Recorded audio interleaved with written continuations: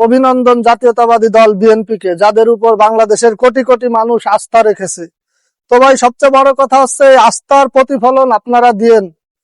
মনে রাখবেন যে পাপী মরে সাত ঘর নিয়ে। আমরা সাধারণ মানুষ, আমরা বাংলাদেশের দুর্নীতিগ্রস্ত এই যে দেশের সিল, এই সিলটা আমরা উঠাতে চাই। মনে রাখবেন যে বাংলাদেশের মানুষ ততক্ষণ পর্যন্ত উন্নত হতে পারবে না বা দেশ উন্নত হতে পারবে না যতক্ষণ পর্যন্ত আমার দেশের সংসদ সদস্যরা, আমার দেশের এমপি মন্ত্রীরা, সচিবরা ভালো না হবে, দুর্নীতি মুক্ত দেশ করার চেষ্টা না করবে, নিজেরা সৎ না হবে।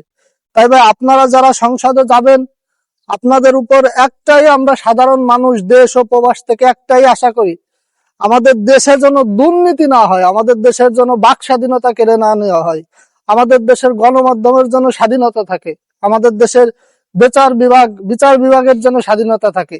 মনে রাখবেন, যখনই এইগুলো একটা গণতান্ত্রিক দেশে আবার এইগুলো ওই হাসিনা, ওই ফ্যাসিস্টের আমলের মতো আবার যখন এইগুলোকে আপনারা কেড়ে নিতে যাবেন, তখনই কিন্তু ভাই এই মুক্তিকামী জনতার সাথে আবারও রাজনৈতিক দলের লড়াই হবে।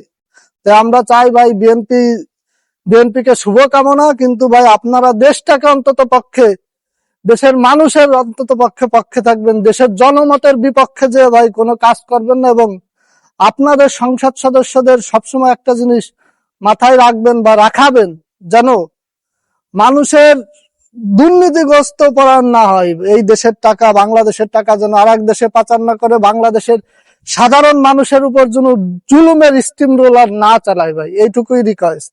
তাহলে আপনারা দেশে শাসন করতে পারবেন, দেশটাকে ভালো রাখতে পারবেন, দেশের মানুষকে ভালো রাখতে পারবেন। কিন্তু ভাই, দেশের মানুষকে জুলুম নির্যাতন করে কিন্তু বাংলাদেশে কোনো রাজনৈতিক দল টিকে থাকতে পারে না, আর পারবেও।